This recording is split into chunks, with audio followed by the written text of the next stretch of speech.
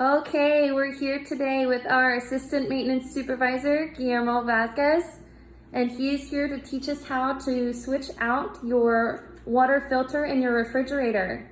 So first things first, down on the bottom of your refrigerator is where the water filter is located. You'll press that button so that it pulls out the water filter. And then you'll take the top off counterclockwise. And then with the new one, you'll take it out of the pack, put that top on clockwise.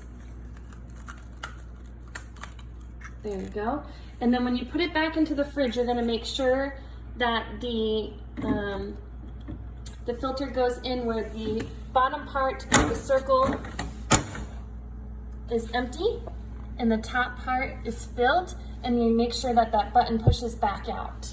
Then, once that is finished, you're gonna open up your refrigerator, go up to this button here next to the Whirlpool name and press it 5 times.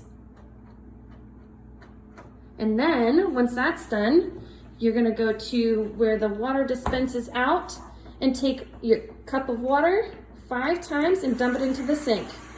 Once that's done, you're good to go.